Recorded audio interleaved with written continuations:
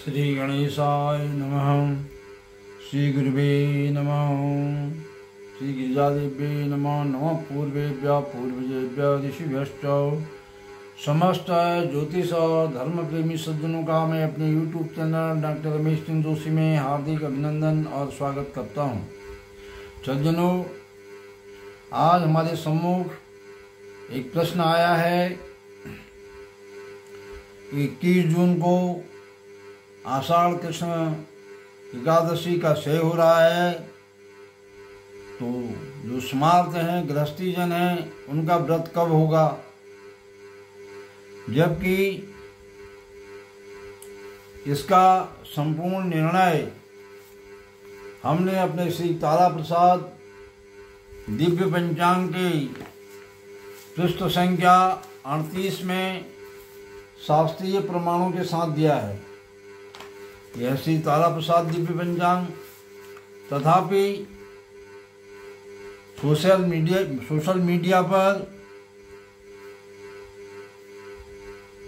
21 जून को दशमी का वेद बताकर सभी के लिए 22 जून द्वादशी के दिन एकादशी का व्रत प्रसारित किया जा रहा है, जो कि सर्वथा शास्त्र विरुद्ध है और बलात् वैष्णव बनने की लोगों की अपनी चेष्टा है। ध्यान रहे, जिन लोगों ने किसी वैष्णव सन्यासी गुरु से वैखानस, नारद, पंचरात्र आदि आगमोक्त विधि से दीक्षा ली है, वही वैष्णव हैं। एकादशी व्रतादि के संबंध में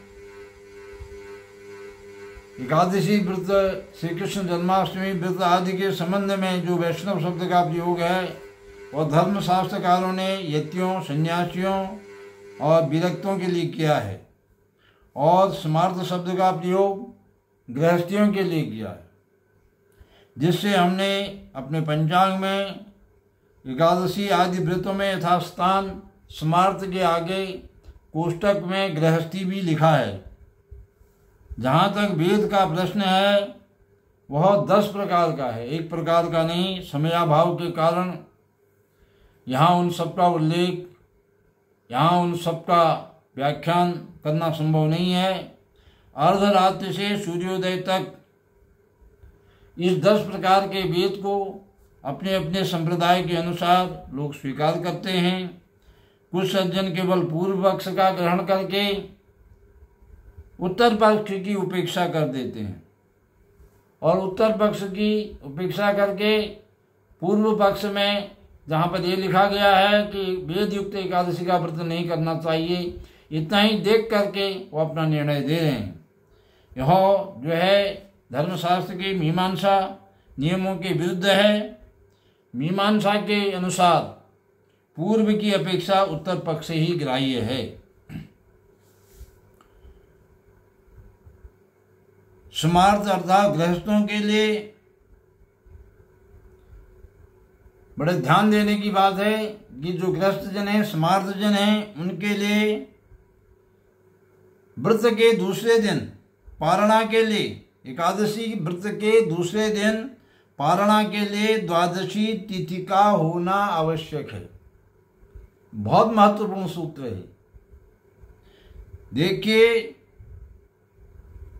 निर्णय सिंधु प्रथम परिच्छेद श्री लक्ष्मी वेंकटेश्वर द्वारा प्रकाशित पृष्ठ संख्या 62 पंक्ति संख्या 11 महर्षि ऋषिशृंग का वचन है। यह पद्म पुराणोक्त वचन है। इसमें स्पष्ट किया गया है, पारणाहीन लभ्येत द्वादशी कलयापि चेत् तदानीं दशमी विद्या उपोष्ये एकादशी तिथि।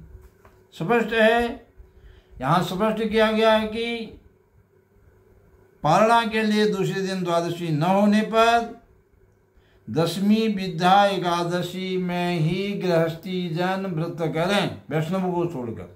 वैष्णव तो दूसरे दिन करेंगे, गृहस्थी जन एकादशी में, विद्या एकादशी में ही व्रत करें। और माधव ने वहीं निर्णय सिंधु में माधव के वचन से ये और स्पष्ट हो जा रहा है। अत्र तू माधव, आचार्य माधव का क्या कहना है, अत्र तू गृहिण पूर्वा, ऐसी स्थिति में जो गृहस्थी जन है वो पहले दिन की, यतेद उत्तरा, और जो सन्यासी है वैष्णव है वो दूसरे दिन करें।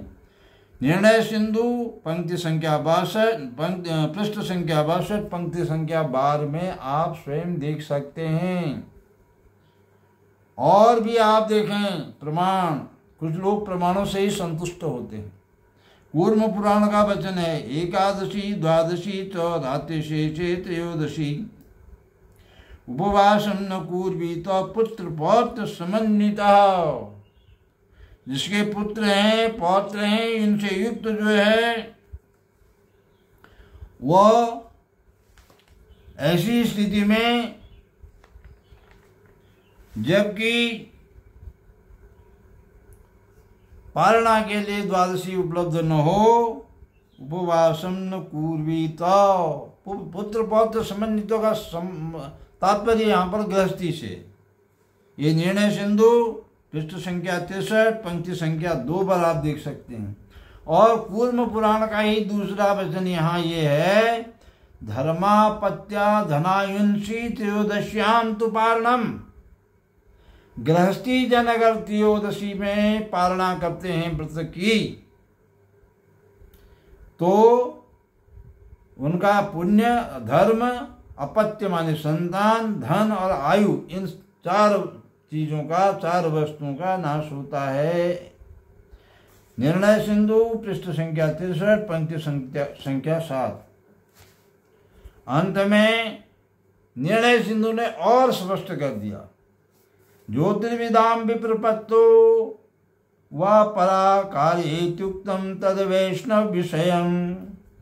ज्योतिषियों में, ज्योतिर्विदों में, धर्मशास्त्रियों में विप्रपत्ति हो, विवाद हो जाए तो परा कार्ये इत्युक्तम, दूसरे दिन करना चाहिए, ऐसा कह रहे हैं। लेकिन फिर क्या कहा, तद वैष्णव विषयम, ये दूसरे दिन का जो निर्णय है ये वैष्णवों के लिए है। अर्थात वैष्णवों के लिए तो दूसरा दिन ठीक है, पर स्मार्थों के लिए, क्योंकि वैष्णव जन अधिकांश बहुधा त्रयोदशी में ही पालना करते हैं, उनके लिए शास्त्र का आदेश भी है। इति अलम, वो निर्णय सिंधु ने यहाँ पूर्ण विराम लगा दिया अलम कह करके कि अब कुछ नहीं कहना है। दूसरे दिन का जो निर्णय है, अर्थात त्रयोदशी की जो पालना होती है वह वैष्णवों के लिए है, और हमारे स्मार्तों के लिए, गृहस्थों के लिए वह द्वादशी की पालना आवश्यक है। यह जो है पद्म पुराण का वचन है। धर्म सिंधु में भी यही बात कही गई है। धर्म सिंधु में तो और भी प्रमाण देकर कह दिया है, उदाहरण देकर कह दिया है। क्या कहा है, अनुभया दिक्यवती विद्या यथा दशमी, वह कह रहे हैं कि उदाहरण दे रहे हैं, यथा दशमी 2 घड़ी हो, एकादशी 56 घड़ी हो, द्वादशी 55 घड़ी हो। अत्रापि स्मार्तानाम एकादश्याम उपवास हो, अर्थात दशमी का भेद है, एकादशी का 6 है, 56 घड़ी है, और द्वादशी अगले दिन केवल 55 घड़ी है। तो उसमें क्या होगा, स्मार्तानाम एकादश्याम उपासो, स्मार्तों का एकादशी के दिन अर्थात दशमी विद्या एकादशी के दिन ही उपवास होगा। धर्म सिंधु पृष्ठ संख्या 27, पंक्ति संख्या 1। इस वर्ष जो है यही स्थिति है 21 जून को।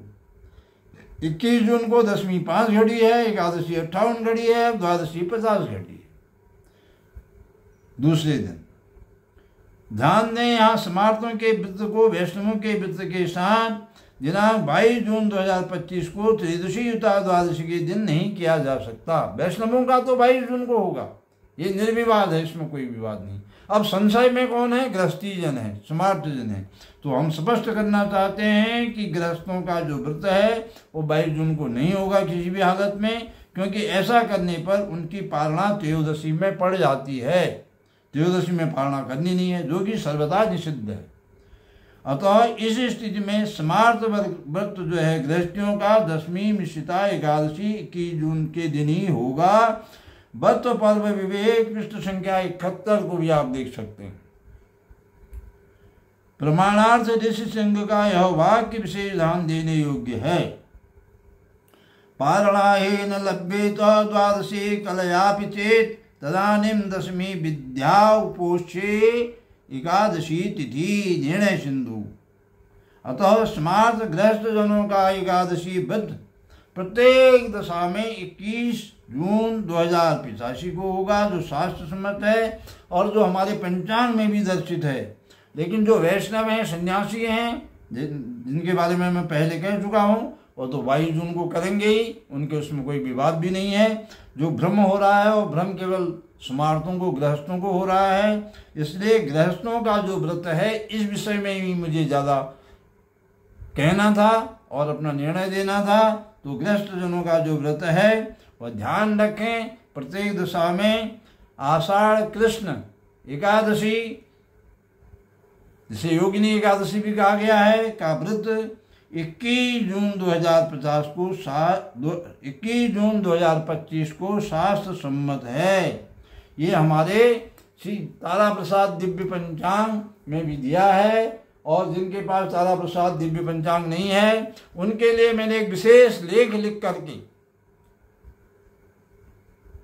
अभी कुछ समय पहले ही 2 पृष्ठों का लेख लिख करके अनेक चैनलों पर उसे प्रकाशित किया है। लेकिन कुछ हमारे जो प्रेमी भक्त हैं, प्रेमी शिष्य हैं, हमारे जो श्रोताजन हैं, उन्होंने इसे YouTube चैनल पर भी वीडियो बनाकर भेजने का आग्रह किया था। उनके आग्रह को स्वीकार करते हुए हमने ये निर्णय दिया है आषाढ़ कृष्ण एकादशी, और जब भी एकादशी तिथि का क्षय होगा उस स्थिति में यह ही निर्णय लागू होगा। ये ध्यान रखें। यदि आपको हमारा वीडियो अच्छा लगे तो आप इसे शेयर करें, लाइक करें और अधिक से अधिक सब्सक्राइब करें। आप लोगों की मंगलमय कामना के साथ, आप लोगों के उज्जवल भविष्य की कामना के साथ मैं अपनी वाणी को यहीं पर विश्राम दे रहा हूँ। और शीघ्र ही हम एक बहुत ही अलौकिक और अद्भुत विषय के साथ आपके सामने आने जा रहे हैं। इस समय अपनी वाणी को यहीं पर विराम देता हूँ। गिरिजा माता के पदनक चिन्हों का ध्यान करते हुए, पदनक ज्योति का ध्यान करते हुए हरिओम तत्सत। बोलो श्री गिरिजा माता की जय। श्री कृष्णम वंदे जगत गुरुम।